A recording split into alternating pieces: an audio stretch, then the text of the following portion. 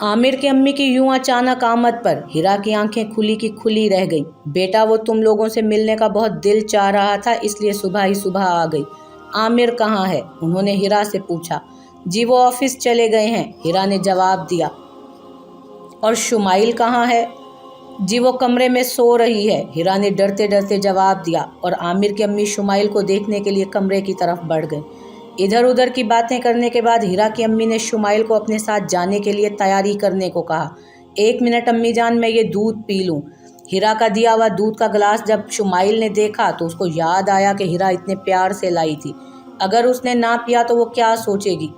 आमिर की अम्मी ने दूध का गिलास शुमाइल को उठाकर पकड़ा दिया, मगर एक घूंट पीते ही उसके अजीबोगरीब जायके की वजह से हिरा का दिल खराब होने लगा और उसे कै आ गई। अरे बेटा, इस हाल में ऐसा थोड़े ज़बरदस्ती खाया पिया जाता है, नहीं दिल कर रहा तो मत पियो, आमिर की अम्मी ने कहा। मगर अम्मी, हिरा आपी क्या सोचेंगी कि इतनी चाहत से मेरे लिए दूध बनाकर लाई थी और मैंने पिया ही नहीं, शुमाइल ने बेबसी से जवाब दिया। इधर दो मुझे गिलास। उन्होंने दूध का गिलास पकड़कर सारा दूध बालकनी में मौजूद गमले में गिरा दिया। अब खुश? चलो शाबाश, अब चलें। अरे अम्मी, आप इतनी जल्दी वापस जा रही हैं? हिरा ने जब अपनी सास को वापस जाते हुए देखा तो पूछा। बेटा, वो मैंने शुमाइल के लिए मन्नत मानी थी तो आज शाम को इसे दरगाह पर साथ ले जाना है, इसीलिए शुमाइल को लेने आई थी। तुम आमिर को बता देना, और अगर तुमने भी साथ चलना है तो चलो। नहीं नहीं अम्मी, मैं हफ्ते को आमिर के साथ ही आऊँगी, हिरा ने फक चेहरे से शुमाइल की तरफ देखते हुए कहा। शुमाइल, वो दूध पी लिया था तुमने? अम्मी जान, इसने तो अभी नाश्ता भी नहीं किया। जी बेटा, पी लिया, आमिर की अम्मी ने शुमाइल से पहले ही जवाब दे दिया और शुमाइल को साथ लेकर गांव की तरफ रवाना हो गई।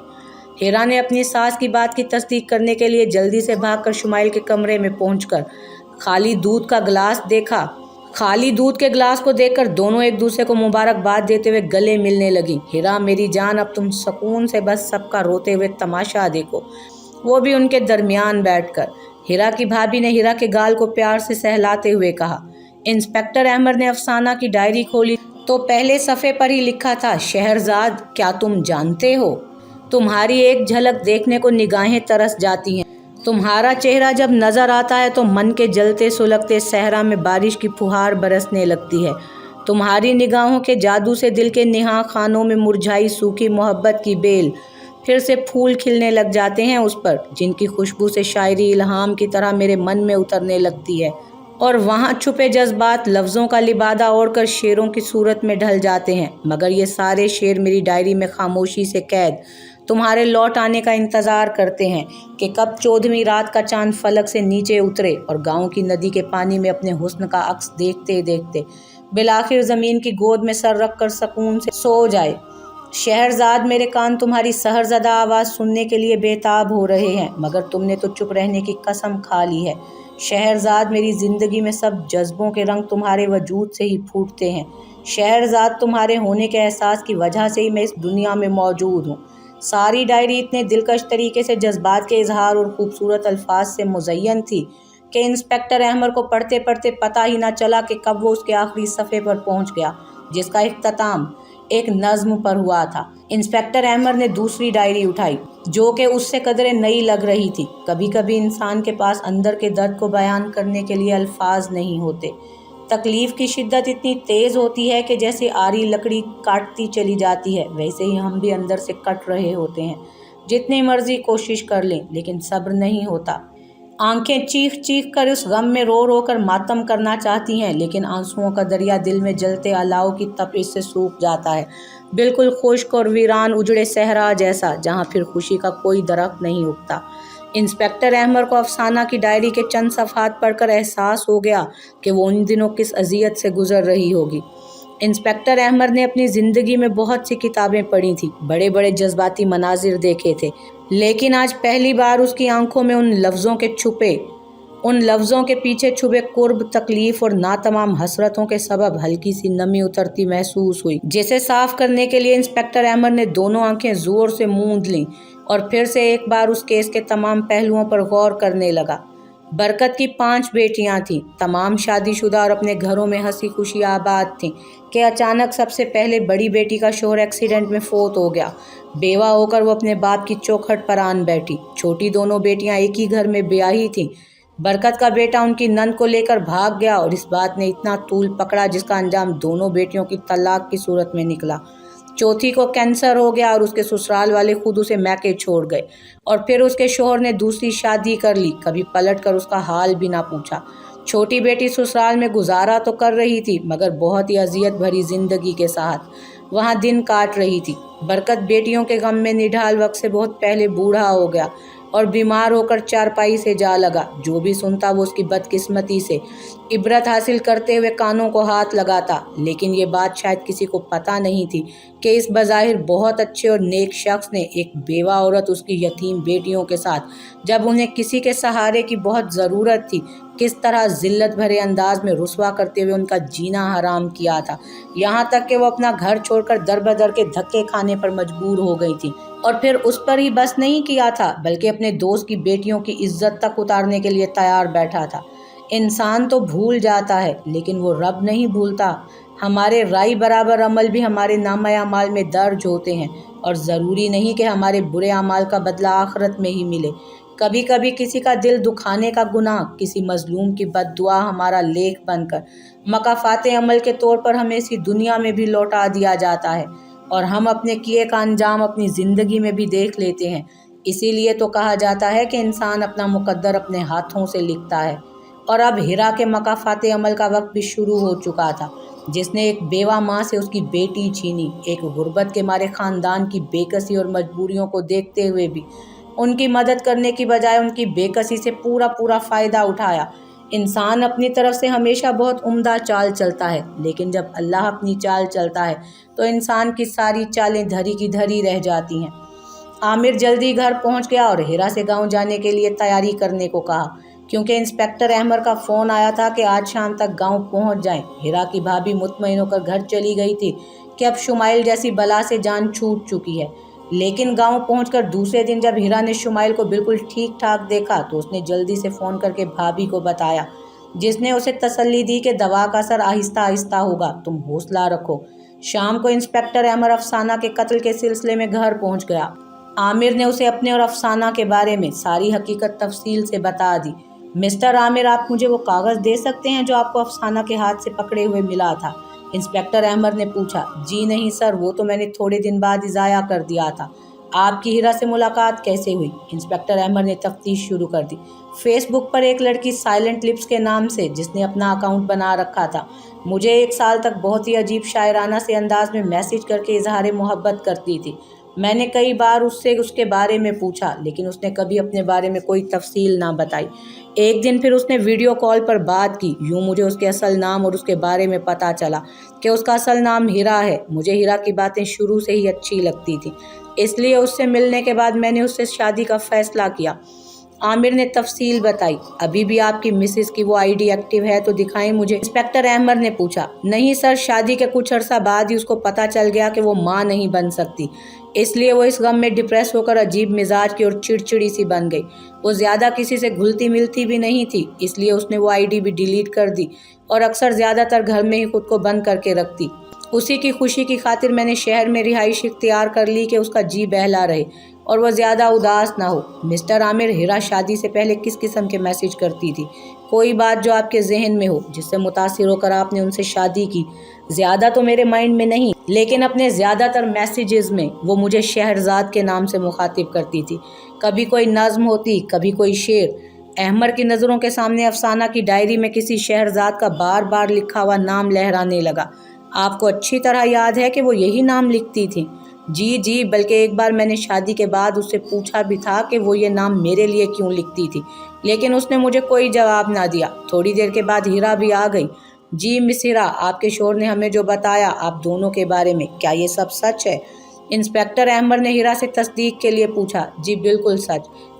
आप जो मैसेजेस शादी से पहले मिस्टर आमिर को भेजती थी, उनमें से किसी के अल्फाज याद हों अगर आपको? इंस्पेक्टर अहमद ने कुरेदते हुए पूछा। जी मुझे कुछ याद नहीं, कोई नज़्म, कोई शेर, कुछ नहीं याद आ रहा। इतना अरसा बीत गया है इस बात को, अब मुझे सब कुछ भूल चुका है। हिरा, जो तुमने मुझे मेरी बर्थडे पर नज़्म भेजी थी वो भी भूल गई? मुझे आज भी वो याद है। आमिर ने हिरा की बात सुन के जवाब दिया। कौन सी नज़्म? इंस्पेक्टर अहमद ने पूछा। वो हुस्न की खिली किताब सा, हाँ याद आ गया, यही थी, मैं भूल गई। हीरा ने आमिर के नज़्म ख़त्म होते ही जल्दी से जवाब दिया, मिस हीरा ये कौन से शायर की नज़्म है? पता नहीं, कहीं पढ़ी थी। हीरा ने घबरा कर जवाब दिया, अफसाना के कत्ल की रात आप दोनों कहाँ थे? आमिर तो काफ़ी रात गए घर लौटे थे, शहर में उनकी कोई बिजनेस मीटिंग थी। मैं अपने कमरे में सो रही थी, हीरा ने सोचते हुए कहा। ठीक है, अब मैं इजाज़त चाहूँगा, कल दोबारा मिलूँगा आपसे। आपने अभी 4-5 रोज़ इधर ही रहना है मिस्टर आमिर, आपकी मदद के बगैर ये केस हल नहीं हो सकता। इंस्पेक्टर अहमद ने हाथ मिलाया और बाहर की तरफ चल दी। जीशान एक काम करो, ये मैडम हीरा के घर के किसी बहुत पुराने नौकर या हमसाये को बुलाओ, मुझे इसके बारे में कुछ शक दूर करना है अपना, कुछ मालूमात चाहिए मुझे उसके बारे में। इंस्पेक्टर अहमद ने अपने मातहत को ऑर्डर दिया। दूसरे दिन वो अपने साथ किसी औरत को लेकर हाजिर हुआ। सर ये बिल्किस बीबी है, हीरा की बहुत पुरानी पड़ोसन, ये उनके बारे में बहुत कुछ जानती हैं। जीशान ने एक औरत से इंस्पेक्टर अहमद का तारुफ करवाते हुए कहा, जी क्या जानती हैं आप इस फैमिली के बारे में? इंस्पेक्टर अहमद ने उसके कुर्सी पर बैठते ही पूछा। ओ सर जी, अगर आप मेरा नाम किसी को ना बताएं तो मैं बताऊंगी। हाँ हाँ जी, मैं वादा करता हूँ आपको आपके बारे में किसी को कुछ नहीं बताऊंगा। एक नंबर की धोखेबाज और बेगैरत थी ये दोनों माँ बेटी। पता नहीं कौन कौन उनके घर आता जाता था और उनकी बेटी तो अक्सर ही घर से कई कई दिन तक गायब रहती थी। माँ तो यही बताती कि मामू के यहाँ गई है, मगर जो नुक्कड़ पे राशिद पान वाला है उसने मुझे एक दिन चुपके से बताया था कि लड़कों के साथ ऐश करने जाती है दूसरे शहरों में, और कहते हैं कि बुरे कामों के बुरे ही नतीजे। पता नहीं किसका गुनाह ज़ाया करवा के आई थी दोनों माँ बेटियाँ, जिससे हीरा मरते मरते बची थी। रात को जब तबीयत बहुत ज़्यादा बिगड़ गई तो हमारी गाड़ी में मेरे बेटे को साथ लेकर भाग गए थे हीरा को अस्पताल लेकर। मेरे बेटे ने ही घर आकर बताया था कि जान तो बच गई, लेकिन पूरी ज़िंदगी लेडी डॉक्टर कहती है कि माँ नहीं बन सकेगी। मैं भी बेटी की माँ हूँ, इसलिए किसी को ना बताया, पर उन दोनों माँ बेटियों के लक्षण फिर भी ठीक ना हुए। फिर पता नहीं कैसे इतना लंबा हाथ मार के आमिर को काबू कर लिया, जिसके बाद तो उनकी किस्मत ही खुल गई। किसी से अब तो सीधे मुंह बात ही नहीं करती। खैर, मुझे क्या लेना देना उनसे। उनकी घर की नौकरानी ने ही एक दिन बताया था कि हीरा ने किसी औरत को 10 लाख देकर शुमाइल को खरीदा है ताकि अपने शोहर से उसकी शादी करवा के बच्चा ले सके, और उसके बाद उस लड़की को धक्के देकर घर से निकाल देगी। तोबा तोबा, अल्लाह पूछे ऐसी जालिम औरतों को। कसम से जी, जब मैंने हीरा के घर उस नन्ही सी जान शुमाइल को देखा था ना, तो मेरे दिल से तो उसके लिए बद्दुआ ही निकली थी कि हीरा, अल्लाह करे तेरा बेड़ा ही गर्क हो जाए। तुझे उस मासूम पर ज़रा तरस ना आया? बिल्किस ने तमाम मालूमात इंस्पेक्टर अहमद को बताते हुए कहा। इंस्पेक्टर अहमद तमाम तफसीलात को एक फ़ाइल में तरतीब देने लगा और तराना को कॉल करके सर अब्दुल्ला के बारे में पूछा। यस सर, उनका पता चल गया है, वो एक कॉलेज में पढ़ाते हैं, आप मेरे साथ चलें, कल हम उनके कॉलेज में ही उनसे मिल लेंगे। तराना ने जवाब दिया। सर अब्दुल्ला काफ़ी सुलझी हुई तबीयत के इंसान थे। सर याद करें, जब मैं आपके पास आप ही का मोबाइल लाई थी तो आपने क्या सेटिंग की थी उसमें? तराना ने उन्हें याद दिलाते हुए कहा, बेटा कुछ खास नहीं, अफसाना ने मुझे कॉल करके कहा था कि उसकी एक फेसबुक पर आईडी है साइलेंट लिप्स के नाम से, जो कि काफ़ी अरसे से बंद है। वो इतना नेट के बारे में नहीं जानती, तो मैं उसे दोबारा रिकवर करके ऑन कर दूं। तो आपने वो रिकवर कर ली थी क्या? इंस्पेक्टर अहमद ने पूछा। जी, वो बहुत आसानी से दोबारा पासवर्ड लगाते ही ओपन हो गई, जिसके बाद मैंने मोबाइल बंद करके तराना को पकड़ा दिया। इसके अलावा कोई और बात? हाँ याद आया, उसी रात तकरीबन 8 बजे अफसाना का फ़ोन आया। वो ये जानना चाह रही थी कि क्या कोई और भी उसके अलावा उसकी आईडी को इस्तेमाल कर सकता है। तो मैंने उसे तफसीलात बताते हुए कहा कि तुम्हारी आईडी लगता तो नहीं कि कभी हैक हुई होगी, लेकिन अगर तुम्हें ऐसे लगता है तो जिसको तुम्हारी आईडी का पासवर्ड पता होगा वो पासवर्ड लगाकर अपने मोबाइल में तुम्हारे अकाउंट को इस्तेमाल कर सकता है। जी बहुत बहुत मेहरबानी। इंस्पेक्टर अहमद ने फ़िलहाल तराना से घर जाकर इस बारे में किसी को भी बताने से मना किया था। इंस्पेक्टर अहमद ने अब एक नफसियाती चाल चलने का फ़ैसला किया हीरा को फंसाने के लिए, और हीरा को कॉल की। मिस हीरा, मैं इंस्पेक्टर अहमद बात कर रहा हूँ। मुझे मिस अफसाना का वो मोबाइल मिल गया है जिसमें उसने साइलेंट लिप्स के नाम से कोई आईडी बनाई थी, और जिसे आपने इस्तेमाल करके आमिर को बेवकूफ़ बनाया और फिर उससे शादी की। आपके तमाम माजी के बारे में भी हमें तफसीलात मालूम हो चुकी हैं, इसलिए बेहतर है आप खुद ही कत्ल का इकरार कर लें, वरना हमें उगलवाने के और भी बहुत से तरीके आते हैं। मैं आपको कल शाम तक का वक्त देता हूँ, अच्छी तरह से सोच लें। और कॉल मुनक़ता कर दी गई। रात कमरे में अकेले हीरा को मारे खौफ से नींद नहीं आ रही थी। अफसाना का चेहरा बार बार नज़रों के सामने उभर रहा था। जब वो हीरा से कॉलेज में मिली तो कितनी भोली भाली और सीधी सी थी। ہیرا کو امیر گھروں کی ایسی ہی لڑکیوں کی تو تلاش رہتی اور پھر وہ ان کے ذریعے ان کے خاندان تک پہنچ جاتی۔ جو بھی لڑکا پھنستا پھنسا لیتی، آخر زندگی انجوائے کرنے کا ہی تو نام تھی۔ ایک دن جب ہیرا اپنے کسی بوائے فرینڈ سے موبائل بیگ میں چھپائے چیٹنگ کر رہی تھی تو افسانہ نے اس سے نیٹ اور فیس بک استعمال کرنے کے بارے میں پوچھا۔ اصل میں وہ اپنے کسی خالہ زاد عامر سے بہت محبت کرتی تھی، لیکن شرم کے مارے اسے اظہار نہیں کر پا رہی تھی، اور اب وہ اس فیک آئی ڈی کا سہارا لے کر عامر تک اپنے دل کی بات پہنچانا چاہتی تھی۔ بدھو کہیں کی! ہیرا بڑبڑائی۔ افسانہ نے پیسے دے کر ہیرا سے موبائل منگوایا اور اسی سے فیس بک آئی ڈی بنوائی۔ سائلنٹ لپس کے نام سے ایک دن جب افسانہ کا پیکج ختم ہوا تھا تو اس نے ہی اسے اپنے موبائل میں اس کی آئی ڈی اوپن کر دی، اور وہ پاگل اس کا پاسورڈ ڈیلیٹ کرنا ہی بھول گئی۔ رات کو جب عامر سے چیٹنگ کر رہی تھی تو ہیرا نے عامر کے میسج پڑھ کے اس کی آئی ڈی اوپن کی۔ عامر کے خاندانی پس منظر کو جان کر ہیرا ہکا بکا رہ گئی۔ اسے پتا تو تھا کہ افسانہ کسی امیر خاندان سے ہے، لیکن کسی اتنے بڑے سیاسی خاندان سے ہوگی یہ تو اس نے کبھی خواب میں بھی نہیں سوچا تھا، اور وہیں سے اس کے دماغ میں یہ پلان آیا۔ افسانہ موبائل بیگ میں ہی ڈال کر لے آتی۔ اکثر وہ کالج کے کسی کونے میں چھپ کر اس کا استعمال کرتی تھی، اور باتوں ہی باتوں میں اس نے افسانہ سے یہ کنفرم کر لیا کہ اس نے عامر کو ابھی تک اپنی اصلیت کے بارے میں کچھ نہیں بتایا۔ ہیرا نے موقع پا کر افسانہ کے موبائل سے وہ آئی ڈی عارضی طور پر کچھ دن کے لیے بند کر دی، اور پھر اپنے موبائل سے عامر کو پہلے میسیجز اور پھر ویڈیو کال، اور آخرکار شادی کے لیے 8-10 دنوں میں راضی کر ہی لیا۔ کچھ زیادہ محنت نہیں کرنی پڑی اسے، کیونکہ افسانہ نے پہلے ہی بہت محنت کر کے اس کا کام آسان بنا دیا تھا۔ اب تو صرف افسانہ کو بدھو بنانے کا ڈرامہ کرنا تھا، اور جب افسانہ نے ہیرا کو عامر کے ساتھ دیکھا تو ہیرا کے بدھو بنانے کے لیے کسی بھی قسم کی ڈرامے بازی سے پہلے وہ خود ہی چپ کر گئی اور بنا کسی کوشش کے اس کا راستہ صاف کر کے پیچھے ہٹ گئی۔ سب کچھ ٹھیک چل رہا تھا۔ عامر افسانہ سے دوسری شادی کر رہا تھا تو پاگل کروا لیتی، مگر سٹوپڈ پتہ نہیں کہاں سے اسی پرانے عشق کا بھوت پھر سے اس کے سر پر سوار ہو گیا، اور نہ جانے کس طرح اپنی آئی ڈی ایکٹیو کر لی، جس سے اسے ہیرا کے بارے میں سب پتہ چل گیا، اور وہ غصے سے پاگل ہو رہی تھی کہ اس نے اس کی آئی ڈی استعمال کر کے دھوکے سے عامر سے شادی کی۔ پھر اس نے قسم کھا لی کہ وہ عامر کو اس کے گھر والوں کو سارے کرتوت بتا کر رہے گی۔ اب اس کے بنا کوئی چارہ نہیں تھا کہ اس کا منہ ہمیشہ کے لیے بند کر دے ہیرا۔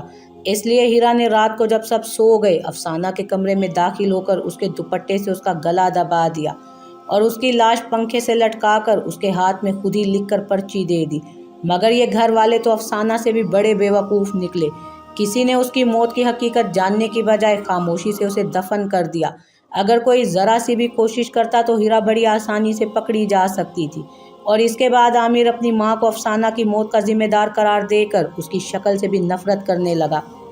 ہیرا نے اس موقع کا فائدہ اٹھاتے ہوئے اسے شہر سے باہر لے جانے میں بہتری سمجھی اور شہر لے گئی، جہاں اس نے دونوں ہاتھوں سے عامر کی دولت کو لوٹ کر اپنے میکے والوں کو کہاں سے کہاں پہنچا دیا۔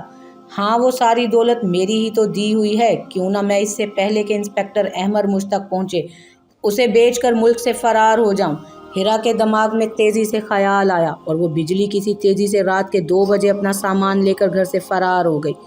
گلی میں گاڑی کھڑی کب سے ہارن دے رہی تھی۔ رضیہ کی امی نے اٹھ کر دروازہ کھولا تو عالیہ اپنے شوہر احتشام کے ساتھ شازیب کو اٹھائے گاڑی میں بیٹھی تھی۔ رضیہ نے گاڑی کا دروازہ کھول کر دونوں کو گلے لگایا اور دروازوں کی اوٹ سے جھانکتی حیرت زدہ نظروں کو نظر انداز کر کے انہیں اندر لے آئی۔ اماں احتشام کی پروموشن بھی ہو گئی ہے اور بینک کی طرف سے ہمیں گاڑی بھی ملی ہے، عالیہ نے خوشی سے بتاتے ہوئے کہا۔ رضیہ دل ہی دل میں اپنی بیٹی کے مسکراتے چہرے کو دیکھ کر اس کی نظر اتارنے لگی۔ ولید کے گھر والے اپنے چھوٹے بیٹے کے لیے، جو کہ میڈیکل کے 3رے سال میں تھا، سارا کا ہاتھ مانگنے آ گئے۔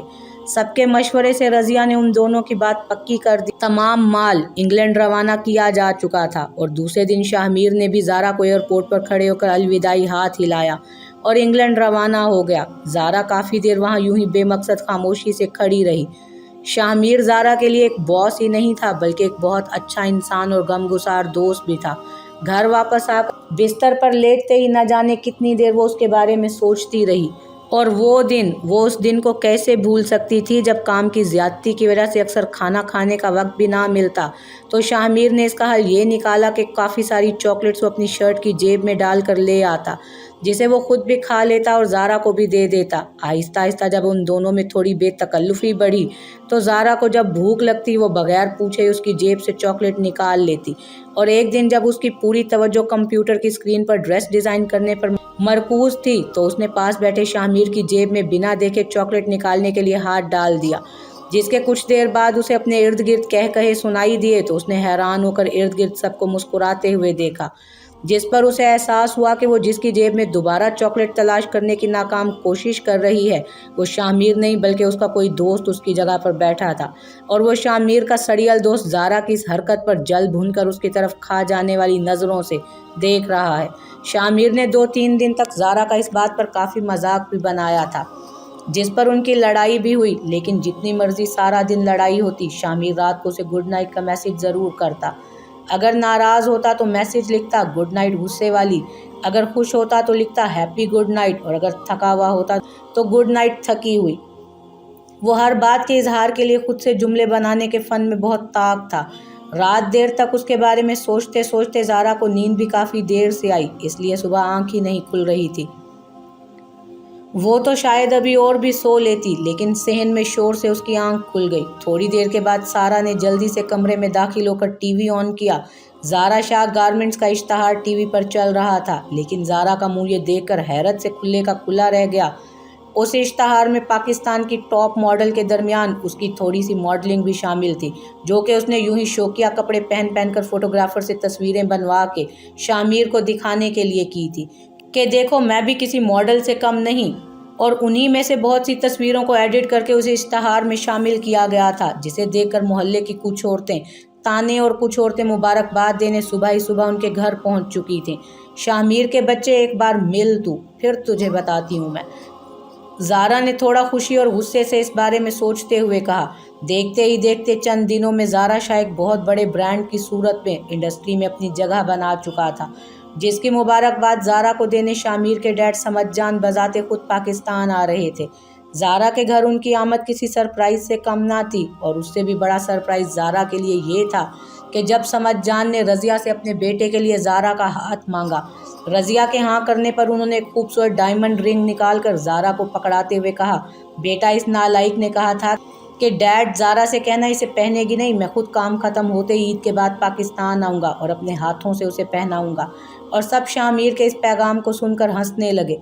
इस कामयाबी के साथ ही ज़ारा अब मुल्क की एक जानी पहचानी शख्सियत बन चुकी थी। हिरा जो ही अपने मैके पहुंची, सामने दरवाजे पर बड़ा सा ताला पड़ा उसे मुंह चिढ़ा रहा था, जिसका साफ मतलब था कि जिन लोगों के लिए उसने सारी उम्र गुनाह किए, झूठ मकर फरेब से दौलत बटोर बटोर कर उन्हें पालती रही, वो आज मुसीबत की घड़ी में उसे तन्हा छोड़कर भाग गए हैं।